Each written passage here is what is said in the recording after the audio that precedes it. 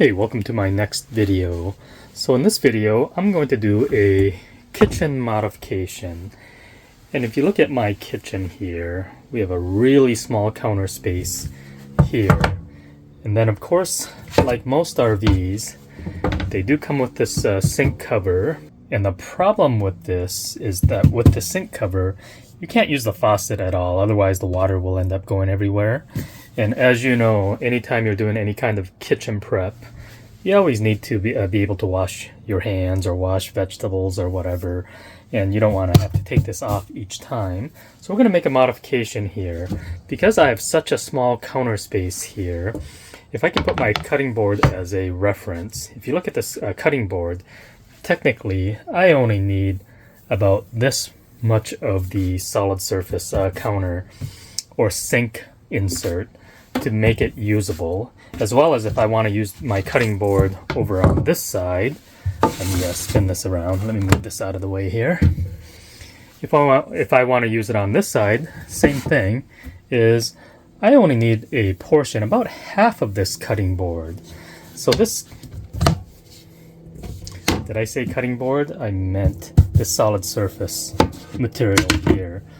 So this material, the sink insert, is basically half-inch solid surface Corian material.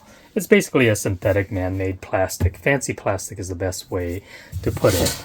And like I mentioned, the problem with this is the size, and we want to be able to extend the countertop but also be able to use the sink. And the other challenge I have with this thing is because of its size, it's kind of awkward to store it anywhere. So we're going to make a modification. We're going to cut this down to just the size that we need, as well as find a place to store this. And I'm just going to give you a step-by-step process. Now, before doing all this work, the easiest thing would have been on a typical rectangular sink or undermount sink. They have those, we'll call them those roll mats that fit inside. But I shopped everywhere and I could not find one for a round sink. That would be actually the ideal, having one of those mats. Somebody should actually make one of those. Then you don't need this at all. You won't even need to carry it. These solid surface counters are pretty heavy. But I couldn't find anything online. If somebody does have a source, please put it in the comments. But this is what I'm going to do for now, because I have all the tools. And if you've ever worked with Corian at all, it's been, boy, almost a decade for me working on Corian countertops. But the material, it works very similar to wood. The tools that you want, the trick is you do want to have a fresh blade or pretty new blade. And I have a blade designated. If you can see here, if you're cutting Corian or any kind of synthetic countertop that is plastic based, you can see here, this one has a triple chip grind. It's 60 tooth, but if you really see here too, this one's made for non-ferrous metal, basically non-magnetic metals and plastics. So we're going to use this on my circular saw. And then the other thing is, with this, I'm not sure if I'll need it 100%, but I'm going to do it anyways. I'm going to put some blue tape down where I'm cutting so I don't end up chipping the side edges. And lastly, I don't have all the tooling, but if you see the edge, when I cut this, the edge is going to be, we'll call it sharp, or doesn't have this eased side edge.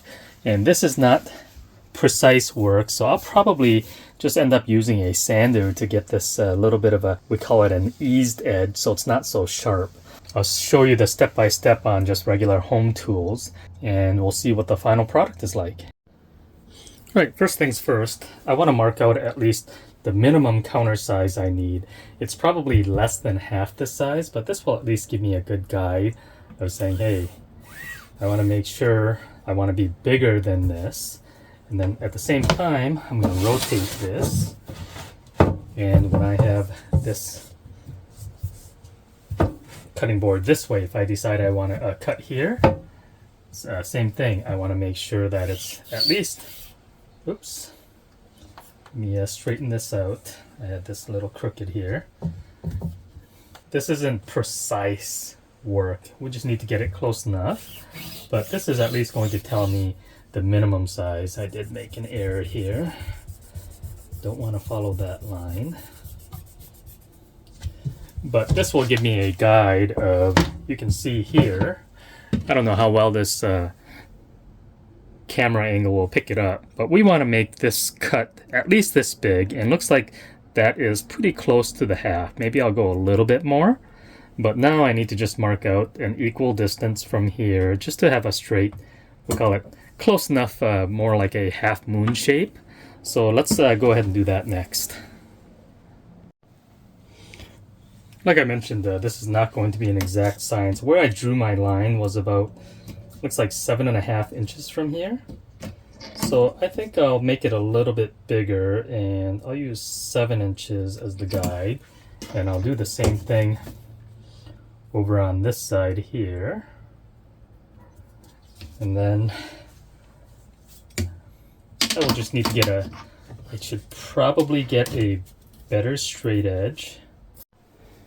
Alright, I'm not using the best straight edge here, using a scrap piece of wood here, but this is not an exact science, and I probably shouldn't be doing this now. I should do this after I put the piece of tape on, because I need to actually draw this on top of the tape. But I do want to see what it's going to look like. Let me get rid of my other marks here. I want to, basically I'm doing a mock-up of how it's going to look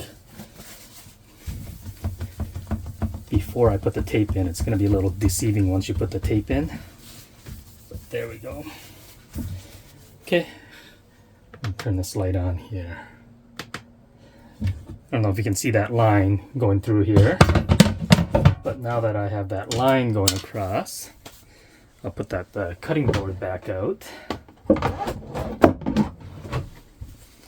If I put this cutting board here, looks like we have a few inches or a couple of inches here to work with. And if this is cut off, I'll still be able to wash my hands here. And then when you turn this way, of course, I have some room to work with here as well and be able to wash my hands. So I think that's pretty good. It probably doesn't need to be this big. So I'll put a piece of tape there. So it's really going to be, call it 7 3/4. And I don't need to draw a line. Basically, I need to put this piece of tape here, or in that area. So when I run the saw across, let me see if I can. When I run the saw across, it won't chip that Corian counter. So we're gonna wrap this again.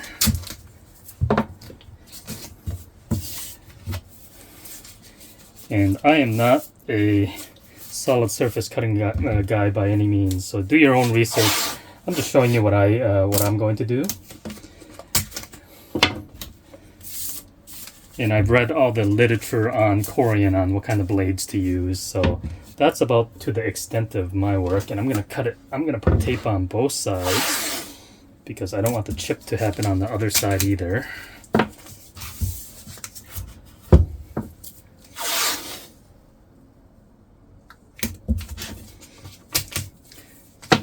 Probably be easier if you're not a DIY guy. Just mark this out for somebody that does the Corian counters and just have them cut it. I'm sure if you bring it to their shop, they wouldn't charge you much to do this work at all. And you won't risk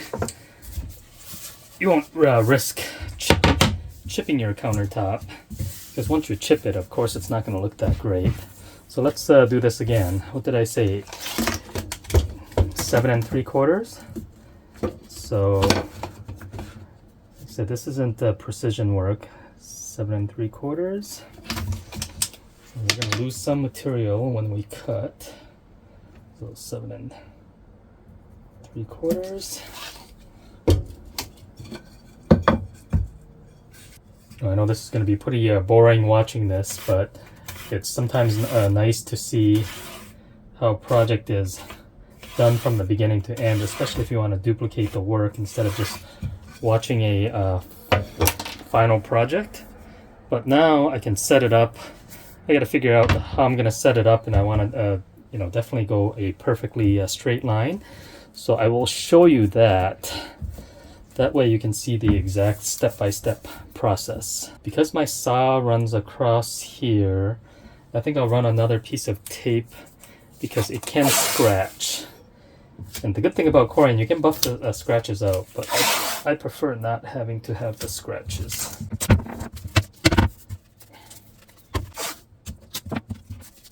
And then of course, because I'm not an expert, if you know of a better way, let me know. I don't have a table saw, so if you had a table saw, you'd get a much more precise cut. So we're going to end up using a circular saw, or I think some people call it a skill saw. So that's our next step. I'm just using this straight edge as a guide, about 5 inches away from the line. I have a tiny piece of plywood underneath here, so I'm going to cut that together, and we'll see if we can get this captured on camera.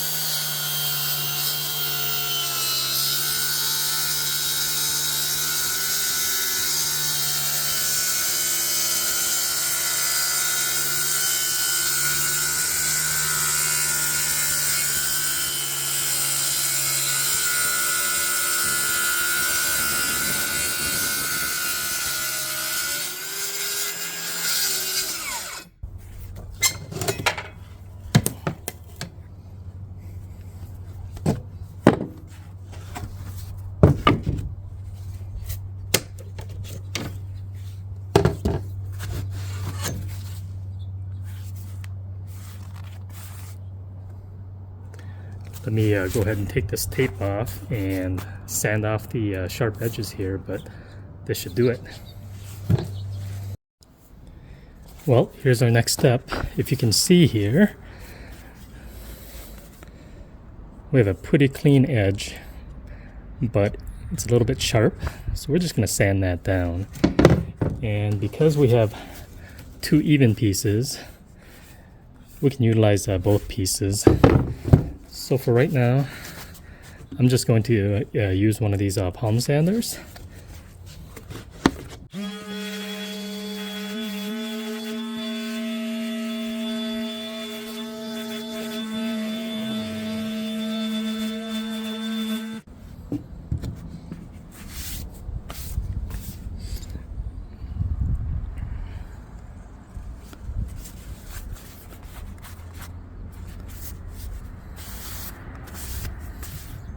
Looks and feels good to me.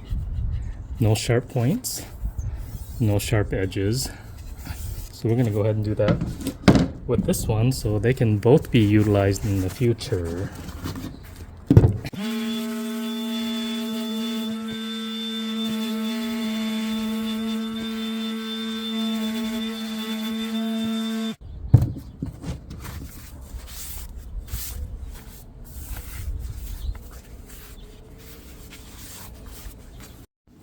Okay, let's go ahead and put this in.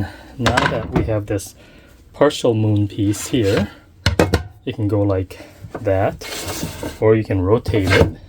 So the thing you have to be careful is it can fall off, obviously, but in this position here, we should be able to put this cutting board. Yep, we'll be able to put a cutting board like this. We have plenty of room for the sink to come on. Let's turn that water pump on. So now we can do our cutting, and we can go ahead and do whatever kind of sink activity. And I think the same thing is we can move this on this side, and we can have our cutting board action over here as well. And then of course we still save this piece. So if you absolutely wanted both pieces for whatever reason, you could still utilize both pieces. Yeah, I think this will turn out pretty good. I think I need to sand in between a little bit better, but that's really it. Now that it's nice and small, we may be able to just store this piece. Like I said, do be aware that if you slide it, this thing can fall down. So I might have to put some kind of a little non-skid, I don't know, some non-skid tape or something on the bottom, so when you put it in, it doesn't slide off. But now I think you can just take this and you can store it on the side. So you could store it just like that. I could probably store it underneath the sink as well, maybe along this wall. I don't think I'll show you the detail of that because it can really go anywhere. But like I said, the word of caution is that once you do this modification, you do have to be aware that it can fall off. So, but still a lot more usable than the original configuration in my opinion. But now that I've done all this work, there's probably a pretty simple, we'll call it an internal grate somebody probably already makes, and I just couldn't find it. But I'll at least utilize what I have for now. If they, this would be a good invention for somebody, but not many RVs use this round sink, and you'd have to make it the exact same size with this little lip. But that's the end of this video. I think our next modification, I've already removed the mini Starlink off the skylight here, because I did hear the suction cups can cause damage on that skylight, and I didn't want it to obstruct that skylight anyway. So we're going to do a permanent mount. I won't say permanent mount, a portable mount on the roof, and I'll show you how to do that. And hopefully I can do it without doing a step-up transformer and all that extra work. So I'll try to do it the easiest way possible. But that's it for this video. So hopefully you like videos like this, and we'll see you on the next video.